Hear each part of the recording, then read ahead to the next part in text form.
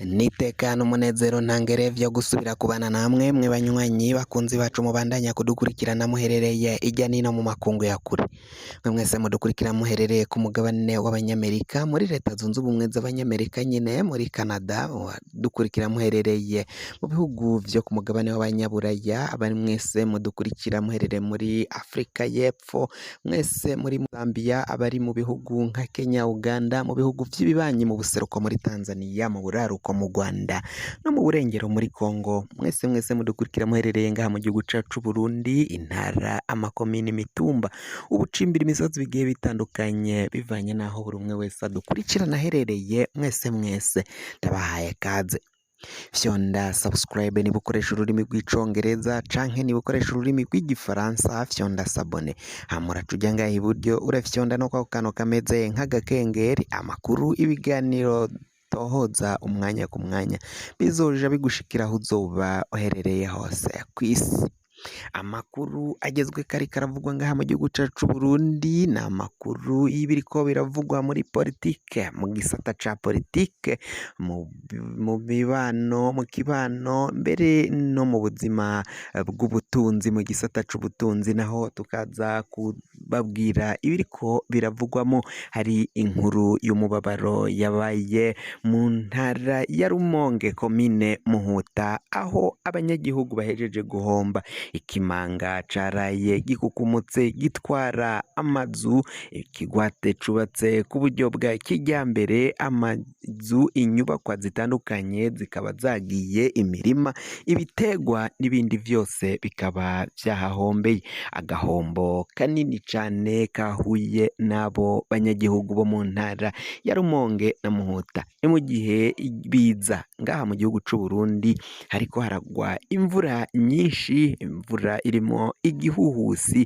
isibe iriko iriyongera ngaha mu gihugu cacu Burundi, birimo birasongera nyine isibe mu gihugu, aho abanyagihugu babandanya kuvuga ko leta yakagombye kugira ico ikoze mu gihe amazi y'ikiyaga Tanganyika yaciye aduga, heza kuduga akangiza vyinshi, abatari bakeya bakaba baravuye mu vyabo barataye izabo.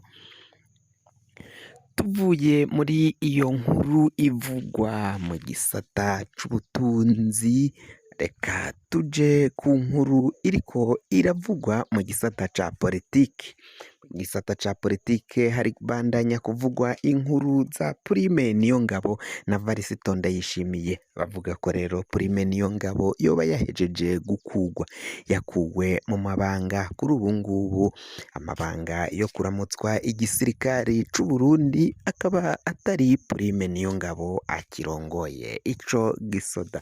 Muri ubu ngubu biravugwa ko rero uwurongoye igisirikari c'u Burundi ataraja ahabona, ariko hari bamwe bariko barikekwa ko umukuru w'igihugu Varisito Ndayishimiye agomba gukorana nabo, agomba guha ico kibanza, mu gihe Prime Niyongabo we yahinduriwe amabanga acajanwa mu gisata kijejwe amategeko y'igihugu muri Commission des Ordres Nationaux et Honorifiques mu gihugu c'u Burundi. Ico bikaba bisa nkaho ari kuja muri komisiyo ijejwe amategeko, des Ordres Nationaux. Bamwe babona ko rero General Prime Niyongabo kuvanwa muri ayo mabanga yari ayamazemwo igihe ko vyari bikenewe cane. Ni mu gihe bavuga ko Prime Niyongabo yageragejwe kuba yakugwa n'umukuru w'igihugu, ariko ibi bikagenda vyanka, nk'uko amakuru adusumira, amakuru atugera ko, amakuru ariko aragenda abivuga. General Prime Niyongabo ni umwe mu basoda bakomakomeye cane babizigirwa mu butegetsi, arizigiwe ku butegetsi bw'umuhisi Petero Nkurunziza, arizigiwe mu kiringo, mu ntango z'iki kiringo ca Ndayishimiye, ariko ibintu ngo vyoba vyaraje kunyuka, bikaba vyaraje kuzamwo agatotsi, icuka kibi ngaho muri ubwo butegetsi, mu mubano uri hagati ya Varisito Ndayishimiye mu gihe umukuru w'igihugu Varisito Ndayishimiye yafata ingingo yo gukura General Alain Guillaume Bunyoni. Bunyoni yakuwe mu mabanga ariko ngo Prime Niyongabo ntiyigeze avyishimira, ntiyigeze avyipfuza ko Bunyoni yokabaye yarakuwe mu mabanga ngo kandi haravuzwe ukungene ubwo Bunyoni yatorokaga yacikaga akaja muri Bujumbura aho yafatiwe muri zone Mubone aho yafatiwe nyine, bikaba bivugwa ko yari yahawe inzira na General Prime Niyongabo. Murazi ko Niyongabo ari yatwara igisoda.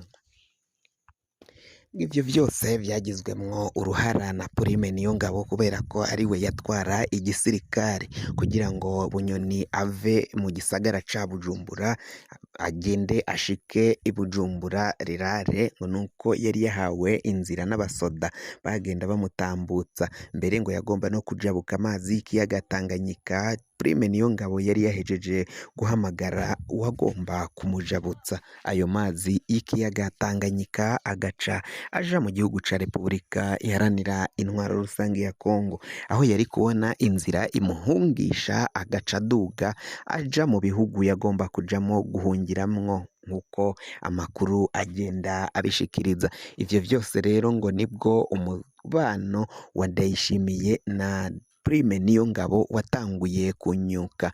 Barabona ko rero Prime Niyongabo umwanya n'umwanya vyamushavuje kuba Bunyoni yaraciye akugwa mu kibanza c'umushikiranganje wa mbere agaca ajanwa gupfungwa, kandi ngo Bunyoni yari umwe mu bakoze cane ku ntwaro y'umuhisi Petero Nkurunziza kugira ngo Nkurunziza adatembagazwa mu mabanga. Ivyo rero ngo vyarashavuje Prime Niyongabo kandi yari asanzwe afitaniye ubucuti na Varisito Ndayishimiye.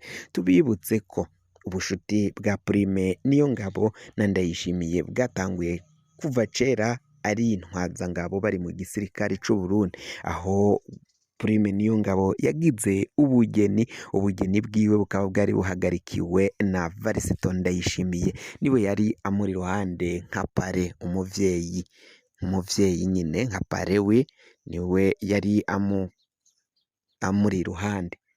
Ivyo vyose vyarerekana ubushuti bwari hagati ya Prime Niyongabo na Varisito Ndayishimiye. Mu kiringo rero ca Ndayishimiye mu ntango yaco Prime Niyongabo yarizigiwe cane, nizo mvo atanakuwe mbere, kandi Ndayishimiye yaciye aduza Prime Niyongabo amudugiriza ipete yari asanzwe ariko amukura kuri Lieutenant General amugira generali yuzuye full general.